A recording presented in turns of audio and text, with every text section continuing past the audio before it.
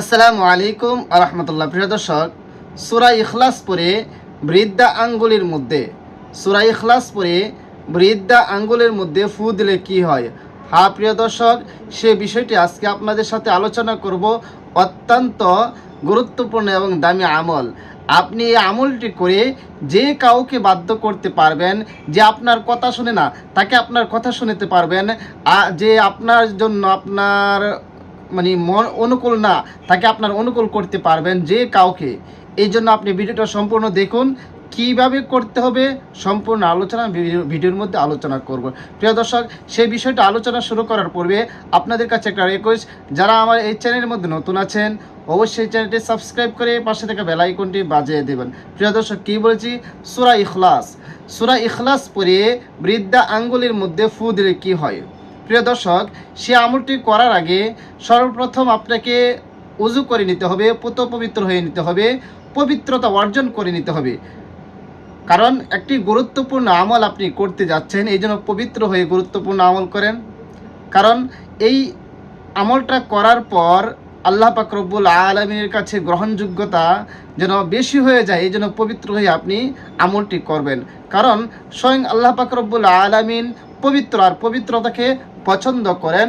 সুতরাং আপনি যখন পবিত্র হয়ে কাজ করবেন তখন তো আল্লাহ তাআলার কাছে এটার গ্রহণযোগ্যতা বেড়েই যাবে। এই জন্য আপনি এই আমলটি করার আগে পবিত্র হয়ে নেবেন। আপনি যখন উজু করে নিলেন, পবিত্র হয়ে নিলেন, এরপরে 3 বার ইস্তিগফার পড়বেন।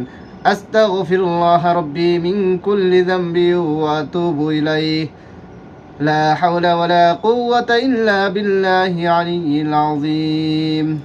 আস্তাগফিরুল্লাহ রাব্বি মিন কুল্লি যামবি ওয়া আতুবু ইলাইহি লা হাওলা ওয়ালা কুওয়াতা ইল্লা বিল্লাহি আলিয়্যিল আযীম।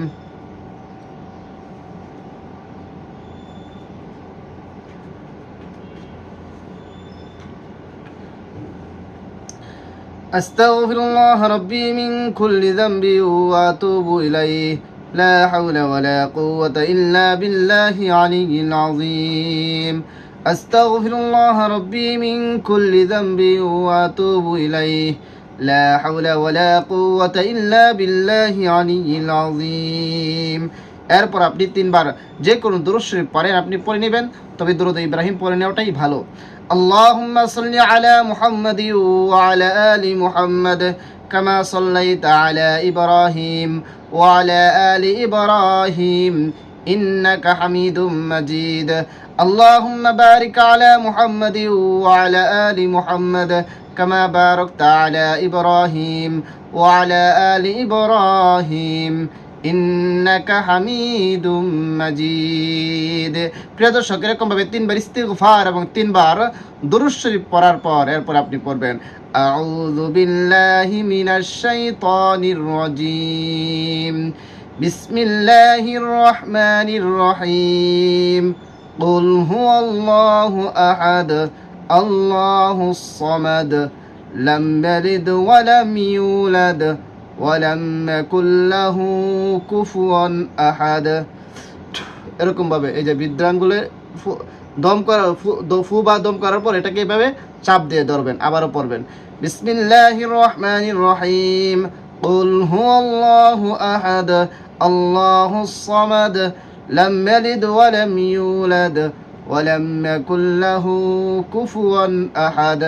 আবারও এরকম ভাবে চাপ দিয়ে ধরবেন। আবারও পড়বেন বিসমিল্লাহির রহমানির রহিম কুল হুয়াল্লাহু আহাদ আল্লাহুস সামাদ লাম ইয়ালিদ ওয়া লাম ইউলাদ ওয়া লাম ইয়াকুল লাহু কুফুয়ান আহাদ। আবারও এরকম ভাবে 3 বার সূরা ইখলাস পড়ে 3টি ফু বা দম করবেন।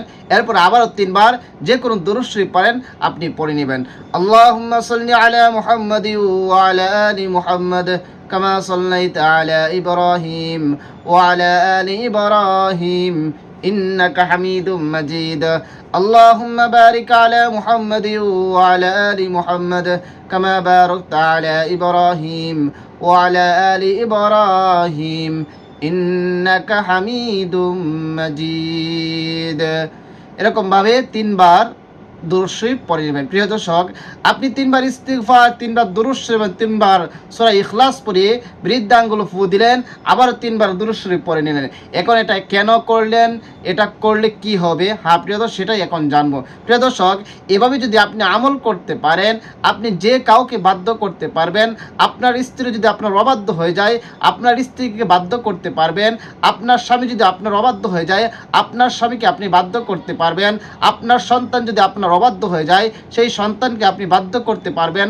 আপনার মেয়ে যদি আপনার অবাধ্য হয়ে যায়, ওই মেয়েকে আপনি বাধ্য করতে পারবেন। আপনার ভালোবাসার মানুষ যদি আপনার অবাধ্য হয়ে যায়, তাকে আপনি বাধ্য করতে পারবেন। অর্থাৎ যে কাউকে আপনি বাধ্য করতে পারবেন হালাল পন্থায়, আপনি এভাবে আমল করে। প্রিয় দর্শক, আরেকটা কথা বলে নেই, আপনি যখন সূরা ইখলাস পড়ে বৃদ্ধাঙ্গুলি ফু দিবেন, তখন ওই ব্যক্তির নামটা আপনি মনে মনে নেবেন, যার জন্য এই আমলটি করতেছেন। সেই জিনিসটা কিন্তু আপনি মনে রাখবেন। আবার কার জন্য করলেন কি, এগুলো করলে কিন্তু হবে না, বরং যার জন্য করতেছেন তার নামটা পারলে তার মায়ের নামটা মনে মনে নেবেন এবং সূরা ইখলাস পড়ে বৃদ্ধাঙ্গুলের মধ্যে ফু দিয়ে এরকমভাবে চাপ দিয়ে ধরবেন। প্রিয় দর্শক, আপনি যদি এই আমলটি সঠিকভাবে করতে পারেন, ইনশাআল্লাহ আপনার যার জন্য আমলটি করবেন সে আপনার বাধ্য হয়ে যাবে। আপনি কয়েকদিন আমলটি করেন, ইনশাআল্লাহ ফলাফল পেয়ে যাবেন। প্রিয় দর্শক, ভিডিওটা ভালো লাগলে অবশ্যই লাইক কমেন্ট শেয়ার করতে ভুলবেন না, আর বেশি বেশি করে শেয়ার করে দিবেন, যেন যারা এই সমস্ত সমস্যায় আছে, যাদের স্ত্রী অবাধ্য হয়ে গেছে, যাদের স্বামী অবাধ্য হয়ে গেছে, যাদের আদরের সন্তানগুলো অবাধ্য হয়ে গিয়েছে, তারা যেন আমলটি করে তাদেরকে বাধ্য করতে পারে। যার ভালোবাসার মানুষটা অবাধ্য হয়ে গিয়েছে, তাকে যেন বাধ্য করতে পারে। এই জন্য ভিডিওটা বেশি করে শেয়ার করে দিবেন। আর সবাইকে অসংখ্য ধন্যবাদ ভিডিওটি দেখার জন্য। আসসালামু আলাইকুম রাহমাতুল্লাহ।